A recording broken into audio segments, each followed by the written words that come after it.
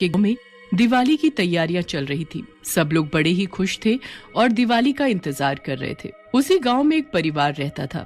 उस परिवार में मंगत, उसकी पत्नी मीरा रहते थे।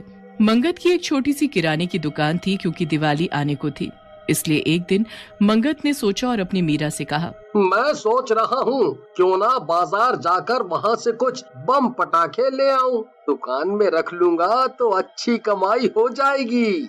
हाँ जी, ये तो अच्छी बात है। ठीक है, फिर मैं कल सुबह ही शहर के लिए निकल जाऊंगा। शहर काफी दूर है तो मुझे आते आते रात ही हो जाएगी। बस फिर अगली सुबह मंगत पटाखे लेने के लिए शहर निकल पड़ता है। शहर में काफी भीड़ होती है और मंगत को आते आते रात हो जाती है। जल्दी घर पहुंचने के चक्कर में मंगत अपनी साइकिल एक जंगल के रास्ते से निकाल लेता है। जंगल काफी घना और खतरनाक होता है। काफी दूर आने के बाद मंगत की साइकिल की अचानक चेन उतर जाती है। ओहो, इस चैन को भी अभी उतरना था। एक तो पहले ही इतनी देर हो गई है। मंगत अपनी साइकिल की चेन ठीक करने लगता है, पर उसे इस बात का जरा भी अंदाजा नहीं होता है कि साइकिल की चेन उतरना कोई इत्तेफाक नहीं है, बल्कि वहाँ खड़े बरगद के पेड़ के ऊपर बैठी एक चुड़ैल का काम है। चुड़ैल ऊपर बैठी मंगत को परेशान करने लगती है। इस आदमी की साइकिल के ऊपर ये क्या रखा हुआ है डिब्बे में? अभी इसको गिरा देती हूँ। चुड़ैल मजे मजे में उस आदमी की साइकिल पर रखे डब्बे को नीचे गिरा देती है। डब्बे में से कुछ पटाखे बाहर आ जाते हैं। चुड़ैल उनको देखकर अचानक उदास हो जाती है। मंगत अपने पटाखे वापस डब्बे में भरकर साइकिल पर रखकर जैसे तैसे घर जाने लगता है। अब चुड़ैल भी उसके पीछे पीछे लग जाती है और उस आदमी के गांव तक पहुंच जाती है। गांव में पहुंचते ही चुड़ैल की आंखें खुशी से चौड़ी हो जाती हैं। दिवाली, वाह, सब कितना सुंदर है। अब मैं भी इन सब के साथ दिवाली मनाऊंगी। चुड़ैल उस आदमी के साथ उसके घर तक पहुंच जाती है। घर में मंगत अपना पटाखों का डब्बा लेकर पहुंच जाता है। अरे, आ गए आप? काफी देर लगा दी आपने। अरे बस क्या बताऊं कि कितनी भीड़ थी शहर में, और ऊपर से मेरी साइकिल पंचर हो गई। उसके बाद मेरे पटाखे गिर गए। बड़ी मुश्किल से घर पहुंचा हूँ। ओहो, चलो आप हाथ मुंह धो लो, मैं खाना लगा देती हूँ। मंगत मुंह हाथ धोकर खाना खाने लगता है और चुड़ैल वहीं खड़ी उस डब्बे को देखती रहती है। जब मंगत और मीरा सो जाते हैं तो वो चुपके से उस डब्बे को घर के बाहर ले जाती है और फिर उसमें से पटाखे निकालने लगती है। अरे वाह, अब इन पटाखों को जलाऊंगी, कितना मजा आएगा। कितने नए नए तरीके के पटाखे हैं ये, मैंने तो कभी नहीं देखे। चुड़ैल एक एक करके उन पटाखों को जलाने लगती है और खुशी के मारे उछलने लगती है। पटाखों की आवाज सुनकर मंगत अचानक उठ जाता है। हे भगवान, ये इतनी रात को पटाखों की आवाज कहाँ से आ रही है? मंगत और मीरा जल्दी से बाहर जाते हैं तो देखते हैं कि उनके पटाखे का डब्बा बाहर रखा हुआ है और सारे पटाखे यहाँ वहाँ फैले हुए हैं। कुछ पटाखे जल रहे हैं और कुछ जले हुए पड़े हैं। हे भगवान, मेरे पटाखे! आखिर ये पटाखे का डब्बा घर के बाहर कैसे पहुँचा? घर तो अंदर से बंद था। अजीब, अभी कुछ ही पटाखे जले हैं, जल्दी से बचे हुए उठा लो। दोनों मिलकर सारे पटाखे वापस डब्बे में भर लेते हैं। चुड़ैल वहीं खड़ी देखती रह जाती है। ये लोग तो मेरे सारे पटाखे वापस ले जा रहे हैं, अब मैं क्या करूं? मुझे भी पटाखे जलाने हैं, मुझे भी दिवाली मनानी है। मीरा और मंगत अपने पटाखे का डब्बा अंदर ले जाते हैं। उसके बाद चुड़ैल अपना ठिकाना कहीं और देखने लगती है। वो रात को गाँव में यहाँ वहाँ भटकने लगती है। फिर उसकी नजर एक मिठाई की दुकान पर पड़ती है। मिठाई देखकर चुड़ैल बड़ी खुश हो जाती है। अरे वाह, मिठाई, इतनी सुंदर सुंदर और स्वादिष्ट मिठाई, मुझे भी खानी है। एक काम करती हूँ, जल्दी से दुकान में घुस जाती हूँ। चुड़ैल जल्दी से दुकान की तरफ आगे बढ़ती है और दुकान के बाहर लगी मिठाई में से एक मिठाई उठाकर खाने लगती है। वाह, कितनी स्वादिष्ट है। इतनी स्वादिष्ट मिठाई तो मैंने कभी नहीं खाई। चुड़ैल वहाँ खड़ी मिठाई का स्वाद ले ही रही होती है कि तभी दुकान का मालिक अपने नौकरों को दुकान बंद करने को बोलने लगता है। अरे भाई, इतनी रात हो गई है, जल्दी जल्दी सब मिठाई दुकान के अंदर रखो और दुकान बंद करो। इतने आलसी हो गए हो तुम लोग कि मैं तो परेशान हो गया हूँ तुमसे। अभी सब मिठाई अंदर रख रहे हैं बाबूजी, आप चिंता ना करें, बस 5 मिनट में हम सब कर देंगे।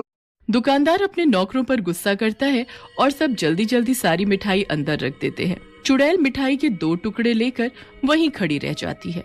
मेरी मिठाई, अब मैं मिठाई कैसे खाऊंगी? अब मैं क्या करूं? मुझे कुछ और देखना पड़ेगा। वो रात ऐसे ही निकल जाती है और फिर अगले दिन चुड़ैल फिर से यहाँ वहाँ भटकने लगती है। उसे गांव में चारों तरफ दिवाली की तैयारियां होती दिखती हैं, जिसे देख वो बड़ी खुश होती है और वहीं खड़ी होकर सब बड़े ध्यान से देखने लगती है। चुड़ैल की नजर फिर अचानक एक दुकान पर जाती है, जहाँ बड़े ही सुंदर सुंदर कपड़े मिल रहे होते हैं। चुड़ैल हाथ लगाकर उन कपड़ों को देखने लगती है।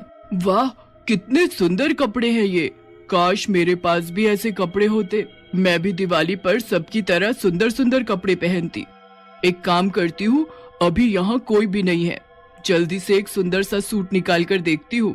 चुड़ैल एक सूट निकालती है और शीशे के सामने खड़ी होकर उसे अपने ऊपर लगाकर देखने लगती है।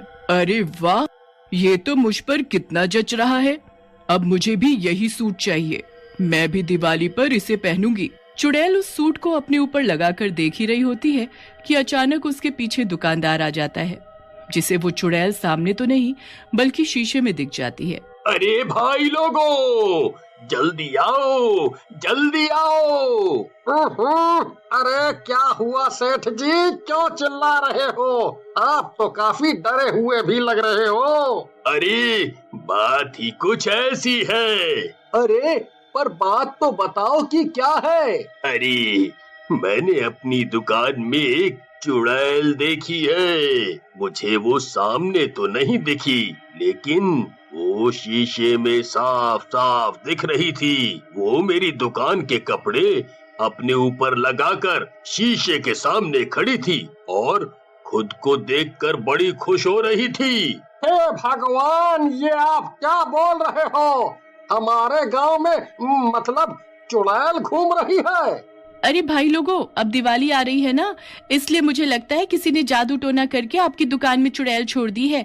आप जल्दी इसका कुछ करो, क्योंकि आज आपकी दुकान बर्बाद कर देगी और कल को किसी और की। अरे जल्दी से गांव के तांत्रिक को बुलाओ और वही इसका समाधान करेंगे। और आप सबसे पहले उस दुकान को बाहर से बंद कर दो, ताकि वो चुड़ैल अंदर ही बंद हो जाए। दुकानदार जल्दी से जाता है और अपनी दुकान का शटर बाहर से लगा देता है। शटर बंद करते ही चुड़ैल अंदर बंद हो जाती है। अरे ये दुकान किसने बंद कर दी? अब मैं क्या करूं? मुझे तो इतना जादू भी नहीं आता कि मैं ये दुकान खोल सकूं। अब मैं क्या करूं? चुड़ैल तो अंदर बंद हो जाती है और इधर गांव वाले उस तांत्रिक को बुला लाते हैं। तांत्रिक दुकान के बाहर खड़े होकर अपने मंत्र पढ़ने लगता है और कुछ कुछ चीजें दुकान के ऊपर फेंकने लगता है। मुझे किसी ने नहीं भेजा है, मुझे यहाँ से आजाद कर दो, मुझे जाने दो। तांत्रिक उस दुकान का दरवाजा खुलवाता है और फिर बहुत सारी भभूत उस चुड़ैल पर फेंकता है, जिससे वो चुड़ैल सबको दिखने लग जाती है। उसके बड़े ही फटे पुराने कपड़े होते हैं और दिखने में वो बहुत ही गरीब होती है। मुझे जाने दो, मुझे भस्म मत करो, मैंने किसी का कुछ बुरा नहीं किया। तो फिर तू इस गांव में क्या कर रही है और इस दुकानदार के साथ क्या करने वाली थी? मैं कुछ नहीं करना चाहती थी। मैं तो बस इस पटाखे वाले के पीछे पीछे इस गांव में आ गई, क्योंकि मुझे पटाखे जलाने थे। फिर जब मैंने पटाखे जलाने शुरू किए तो उसकी आवाज से ये लोग उठ गए और सारे पटाखे ले गए। मैं बाहर ही रह गई। उसके बाद मैं मिठाई खाने गई तो वहाँ भी उस दुकानदार ने सारी मिठाई अंदर रखवा दी और मैं मिठाई भी नहीं खा पाई। मैंने कुछ नहीं किया, मैं बहुत गरीब थी और दिवाली वाले दिन ही मेरी मौत हो गई थी। बड़ी इच्छा थी हमेशा एक अच्छी दिवाली मनाऊं, पर ऐसा कभी नहीं हो सका। मैं भूत चुड़ैल देखकर बता सकता हूँ कि कितना खतरनाक है। ये चुड़ैल ऐसी नहीं है, ये सच बोल रही है। अब तुम सब गांव वालों को इसकी इच्छा पूरी करनी होगी, पर तुम भी वादा करो कि उसके बाद तुम यहाँ से चली जाओगी। हाँ, मैं वादा करती हूँ, फिर मैं चली जाऊंगी। बस फिर सब गांव वाले उसकी ये इच्छा पूरी करते हैं।